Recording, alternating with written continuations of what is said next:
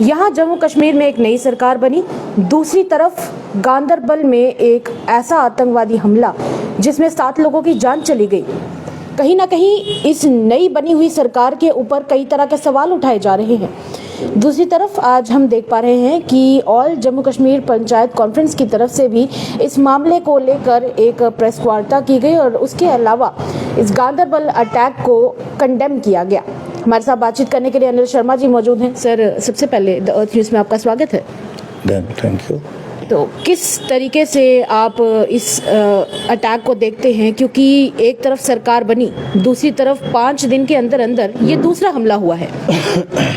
देखिए, ये तो जिस तरीके से आप देख रहे हैं, आम जनता देख रही है, उसी तरीके से हम भी देख रहे हैं। क्योंकि अभी 10 ही रोज़ पहले जम्मू कश्मीर के अंदर चुनाव हुए, 70% से ज़्यादा वोट परसेंटेज निकल के आई, जो कि अगर हम लोग कंपैरिजन करें जम्मू की 43 सीट्स का वोटिंग में और कश्मीर की 47 सीट्स का, तो मुझे लगता है लगभग वोटिंग परसेंटेज जो है वो ठीक ही होगी।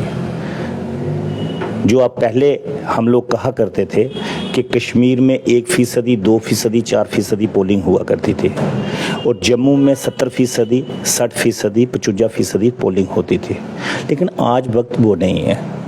आज गवर्नमेंट ऑफ इंडिया ने ऐसे कुछ सख्त इक़दामात उठाए हैं, बिलखुसूसन जम्मू कश्मीर के अंदर, कि सेपरेटिज़म को नफ्ते नफूज करने का काम किया है, जहां टेररिज्म को ख़त्म करने का काम जो है वो सरकार कर रही है, होम मिनिस्ट्री कर रही है।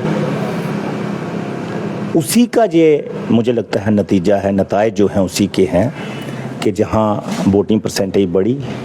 चूँकि पहले जहाँ पे बिलखुसूसन कश्मीर घाटी के अंदर सेपरेटिज़म अलगाववाद जो थे, अलगाववादी, वो कैलेंडर निकाला करते थे, पथराव हुआ करता था। आपने शायद पता नहीं देखा पथराव कश्मीर बटमालू में, श्रीनगर में। हर किसी ने देखा है सर। नहीं, आप शायद तब जर्नलिज्म में होंगी नहीं, आप बड़े छोटे हैं अभी। ये मैं आपको 25 साल पुरानी बात बता रहा हूँ, आप तब नहीं होंगे जर्नलिज्म में। It's not about journalism, it's about the fact. अखबार की सुर्खियां, कोई इंसान वहां पे पर्सनली विजिट करता है, जब कोई इंसान वहां पर पर्सनली भी विजिट करता है, वहां से कुछ इमेजेस अपने दिमाग में लेकर आता है। तो कहीं ना कहीं ये चीज़ें अगर हम जर्नलिज्म को साइड पे रख के भी देखेंगे तो एक आम इंसान के दिमाग में भी कितना बड़ा इफेक्ट इस तरह की सिचुएशंस डालती हैं। क्या ये सेंटर ऑफ कंसर्न नहीं है? नहीं, वो भी है, लेकिन एक चीज़ होती है, जिन लोगों ने चीज़ भोगी होती है ना, जिन लोगों ने, हमारे पैरामिलिट्री फोर्सेस के लोग, जिन्होंने ये चीज़ें देखी हैं, भोगी हैं, हमारी जो कश्मीर की जो जनता जिन्होंने ये चीज़ें भोगी हैं, हमारे जम्मू के लोगों ने जो चीज़ें भोगी हैं, वो आज नई जनरेशन ने अभी वो देखी नहीं है। और मैं तो कहता हूँ, भगवान से ये अरदास भी करता हूँ कि कभी देखें भी ना ऐसी गंदी चीज़ें। क्या लगता है आपको कि 5 दिन में सरकार बनने के अंदर दूसरा अटैक हुआ है? कि क्या लगता है कि आतंकी फिराक में थे या फिर उनकी कोई मदद भी कर रहा है अंदर से? देखो, ये तो सवाल जो है ना, जिस सवाल में ही 2 सवाल छुपे हुए हैं कि किसी के उनके साथ कोई करवा रहा है या फिर कि आतंकवादी खुद कर रहे हैं।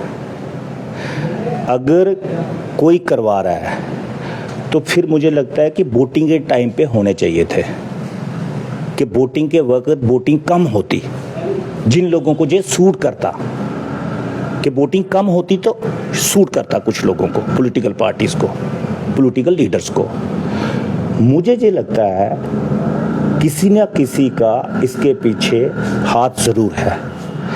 पाकिस्तान का तो होगा, मिलिटेंटों का तो है ही है, बट उसके भी पर्दे के पीछे कुछ और भी होगा। कौन हो सकता है, आपको क्या लगता है? देखिए, मुझे लगता है कि ये कुछ रीजंस ऐसे ज़रूर होंगे कि लेबर को मारना। देखिए, सिक्योरिटी फोर्सेस की और मिलिटेंटों की जो है वो मुठभेड़ होती है, ये आज की नहीं 30 साल से हो रही है। पॉलिटिकल लीडर को अगर कोई टारगेट करता तो तो वो भी बात समझ में आती है कि पॉलिटिकल लीडर को टारगेट किया, किसी सरपंच को टारगेट किया, किसी बीडीसी डीडीसी को किया, किसी एमएलए को किया, किसी मेंबर पार्लियामेंट को किया, जब पॉलिटिकल वर्कर को कोई डिस्ट्रिक्ट जिला अध्यक्ष है किसी पॉलिटिकल पार्टी का उसको किया। क्यों? इसलिए मैं कह रहा हूँ कि सेपरेटिज्म को ये चीज़ सूट नहीं करती कि लोकतंत्र जमहूरियत जो है वो मजबूत हो, जे उनके विजन के खिलाफ जाती है ये चीज़। वो चीज़ तो समझ में आती है, लेकिन लेबर तबका जो है वो किसी का क्या कर रहा है। लेबर तबका जो है, या एक डॉक्टर जो है जो अपने काम का निर्वाह कर रहा है, उस सेपरेटिज्म और उसके साथ कोई लिंक ही नहीं जुड़ता। लेबर का उसके साथ कोई लिंक ही नहीं जुड़ता।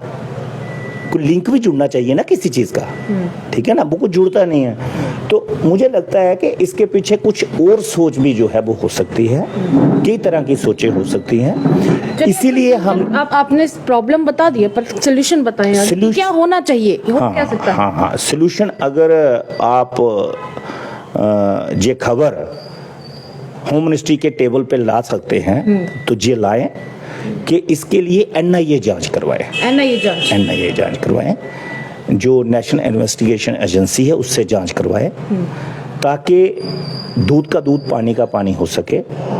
क्योंकि ये पता चल सके असली वजह जो है, जो 6 लोग मजदूर तबका के लोग 6 लोगों को टारगेट करने का मकसद क्या है। देखिए, हमें तो मकसद देखना है ना, जड़ देखनी है ना, क्यों हुआ।